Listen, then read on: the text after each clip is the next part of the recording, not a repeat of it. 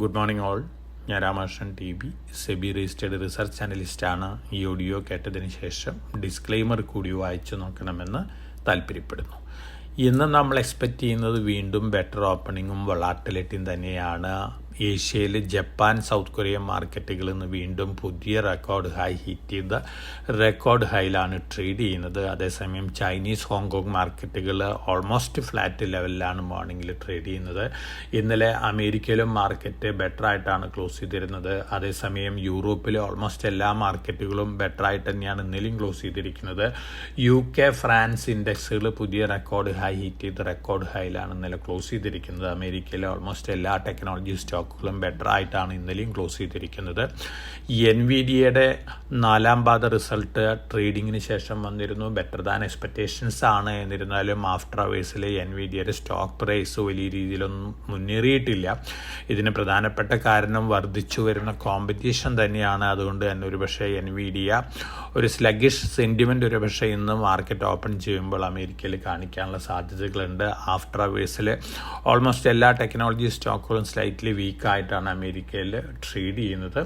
ഇനി നമ്മൾ കമ്മോഡിറ്റികളുടെ കാര്യം നോക്കുകയാണെങ്കിൽ ഗോൾഡ്, സിൽവർ, അതുപോലെ തന്നെ കോപ്പർ, ഓൾമോസ്റ്റ് എല്ലാ കമ്മോഡിറ്റികളും ഇന്നലെ ബെറ്റർ ആയിട്ടാണ് ക്ലോസ് ചെയ്തിരുന്നത്. ഇന്ന് മോർണിംഗിലും ആ ലെവലിൽ തന്നെയാണ്.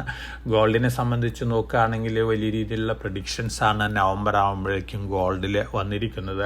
$6,750 പെർ ഔൺസ് വരെയൊക്കെ നവംബറോട് കൂടിയിട്ട് ഗോൾഡ് പ്രൈസ് മുന്നേറുമെന്നുള്ള റിപ്പോർട്ടുകളാണ് വന്നുകൊണ്ടിരിക്കുന്നത്. അതോടൊപ്പം തന്നെ JP മോർഗനും പറഞ്ഞിരിക്കുന്ന $6,300 പെർ ഔൺസ് ഈ വർഷം എൻഡോട് കൂടിയിട്ട് ഗോൾഡ് ഹിറ്റ് ചെയ്യുന്നതാണ്. അപ്പോൾ പൊതുവെ ഗോൾഡിനെ സംബന്ധിച്ച് വന്നുകൊണ്ടിരിക്കുന്ന ന്യൂസ് ഫ്ലോസ് പോസിറ്റീവാണ്. അതോടൊപ്പം തന്നെ സിൽവറിനെ സംബന്ധിച്ച് വന്നുകൊണ്ടിരിക്കുന്ന ന്യൂസ് ഫ്ലോസ് പോസിറ്റീവാണ്.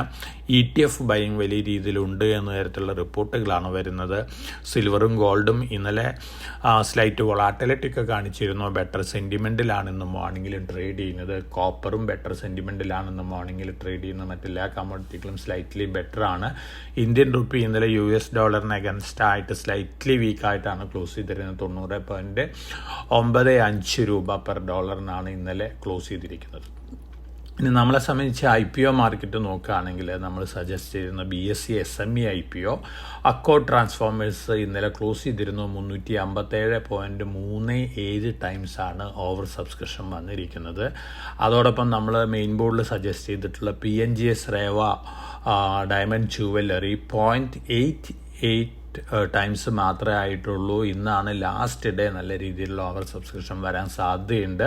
അപ്പോൾ മെയിൻ ബോർഡ് IPOയിൽ അപ്ലൈ ചെയ്യുന്ന ഇൻവെസ്റ്റേഴ്സിന് കൺസിഡർ ചെയ്യാവുന്ന ഒരു IPO ആണ് PNGS റേവ. കാര്യമായിട്ടുള്ള ലിസ്റ്റിംഗ് ഗെയിനൊന്നും തന്നെ ഇമ്മീഡിയറ്റ് എക്സ്പെക്റ്റ് ചെയ്യാനായിട്ട് സാധിക്കില്ല. മറിച്ച് മാർക്കറ്റ് ബെറ്റർ സെൻറ്റിമെൻ്റ് ആണെങ്കിൽ നല്ല ലിസ്റ്റിംഗ് ഗെയിൻ കിട്ടാൻ സാധ്യതയുണ്ട്.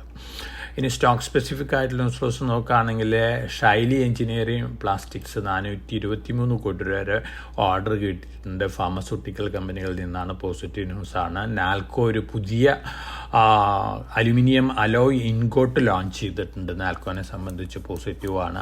RBL ബാങ്കിൽ 9.99% വരെ സ്റ്റേക്ക് അക്വയർ ചെയ്യാനായിട്ട് SBI മ്യൂച്വൽ ഫണ്ടിന് RBIയുടെ പെർമിഷൻ കിട്ടിയിട്ടുണ്ട്. പോസിറ്റീവാണ്. അതോടൊപ്പം പ്രൊമോട്ടേഴ്സ് ബൈ ചെയ്തിട്ടുള്ള സ്റ്റോക്കുകൾ ഇന്നലെ CE Info Systems, NCC, Maharashtra Seamless, Man Infra Construction, Greenply Industries, Insolation Energy സ്റ്റോക്കുകളിലാണ് ഇന്നലെ പ്രൊമോട്ടേഴ്സ് ബൈ ചെയ്തിട്ടുള്ളത്.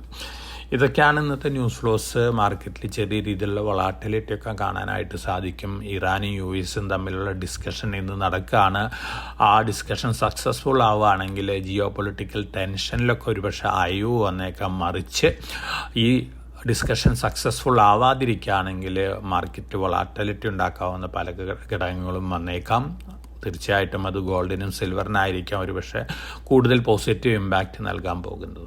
ഇതൊക്കെയാണ് ഇന്നത്തെ മാർക്കറ്റ് ന്യൂസ് ഫ്ലോസ്. വളരെ കോഷ്യസ് ആയിട്ട് മാർക്കറ്റിൽ മൂവ് ചെയ്യുക. എല്ലാവർക്കും നല്ലൊരു ട്രേഡിംഗ് ഡേ ആശംസിച്ചുകൊണ്ട് ഞാൻ ഇന്നത്തെ പ്രീ മാർക്കറ്റ് കമൻറ്ററിയുടെ അവസാനിപ്പിക്കുകയാണ്. Thank you.